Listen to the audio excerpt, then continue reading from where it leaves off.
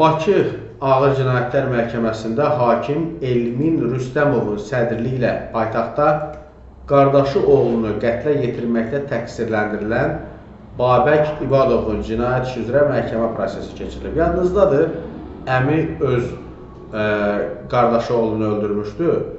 Oğlan da biraz fotosunu görürsünüz də YouTube'da yəqin ki, biraz belə fərqli, nə bilim, görünüşü var idi. İndi mən başqa şeylər istəməm deyim. Həmin o fotonu da verdik ekrana yəqin ki. Deməli, Lentazın məlumatına görə məhkəmə zərərçəkənin hüquqi varisinin ifadəsi ilə davam edib.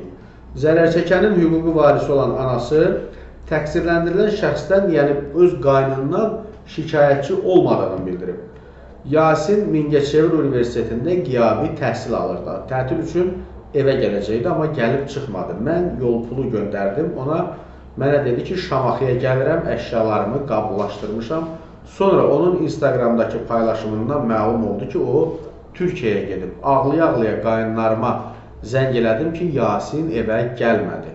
Onlar da onun ardınca Türkiyəyə getdi, mənə dedilər ki, Yasin gəlmək istəmədi. Hadisənin necə baş verdiyini görməmişəm. Oğlumun ölümündən hadisənin səhəri gün xəbər tutdum. Qaynımdan şikayətçi deyiləm, onu bağışlamışam. Məhkəmə qadının ilkin istintaq zamanı verdiyi ifadəni elan edib. Yasin cinsi azlıq nümayəndəsi idi, onun bu hərəkətləri ailəmizdə ona nifrət yaratmışdı. Babək müharibə iştirakçısı idi, o qardaşı oğlunun cinsi azlıq olduğunu qəbul edə bilməzdi.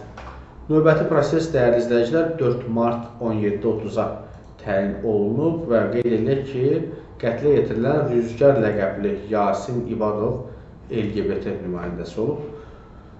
Bu mövzu mənim yadımdadır ki, çox müzakirə olundu və əksəriyyət də həmin o əmiyə, belə deyək, azadlıq arzuluyurdu, haqq qazandırırdı. Hətta artıq ana da, belə deyək, qaynını, yəni ki, bağışlayıb oğlunu, belə deyək, qətlə yetirən şəxsi.